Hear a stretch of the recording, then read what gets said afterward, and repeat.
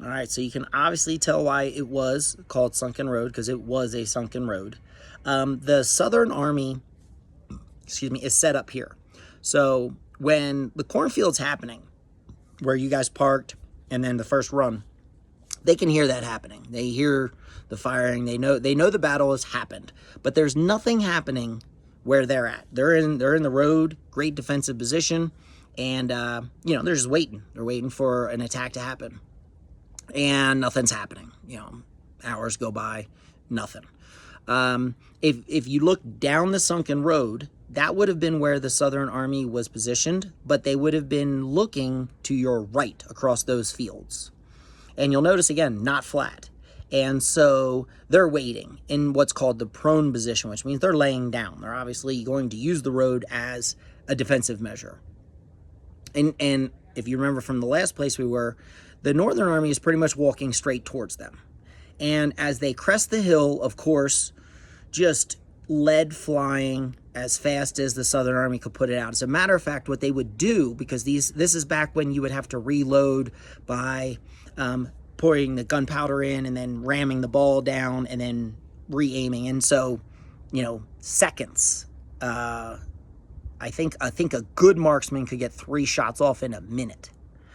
What the Northern or Southern Army's doing is the guy that's up front, if you will, looking over the edge of the sunken road is shooting.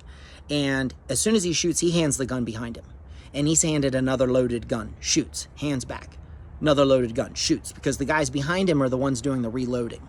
So doesn't sound impressive in a age when we have, machine guns and automatic weapons, but for Civil War standards, they're throwing out a serious amount of lead at a serious rate.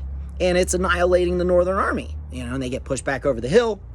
And then here comes the next group, and they get pushed back over the hill, and this keeps happening.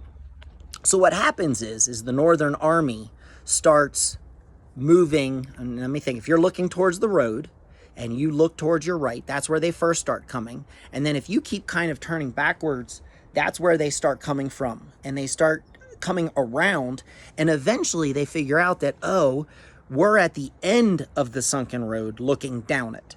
Now, again, I use generalizations. This is hours of fighting.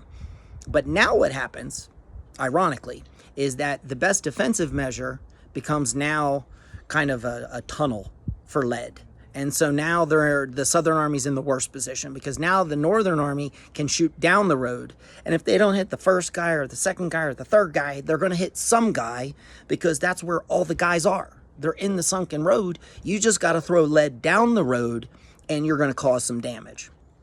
And that's exactly what happens. And so very quickly, the Southern Army starts taking on massive casualties, and they will eventually run. And when they run, they kind of run not up the road that you see, but to the left of it, through those fields. And they're running. They're gone. And the Northern Army now has them on the run. And so you think, okay, well, let's keep going. Let's keep pressing. And that's kind of the center of Lee's army, is right where they're at. I mean, you go through the middle and you split Lee in half, he's done. This battle's over. I mean, you can't split your enemy in half and they recover. And they wait. They take the sunken road, the Northern Army, and they're like, oh, this is good. We've got them. We got that. We got what they had. And they don't keep pressing.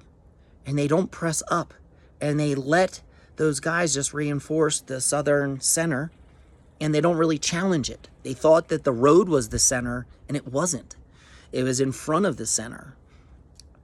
So we've got morning, cornfield, late morning, afternoon, sunken road, draw. Lee, in a draw, you could argue Lee wins because, let me take that back. You could argue McClellan wins in a draw because Lee doesn't win. Lee's undefeated. But this is the second time now where the Union Army, Northern Army, had a chance. Hooker gets shot, loses a chance in the cornfield. They take the Bloody Lane, but they don't keep pursuing them. Lose a chance at the Bloody Lane. So, again, depending on historians and who you read, the battle is not, McClellan is not capitalizing on his opportunities. But good news, there's still phase 3.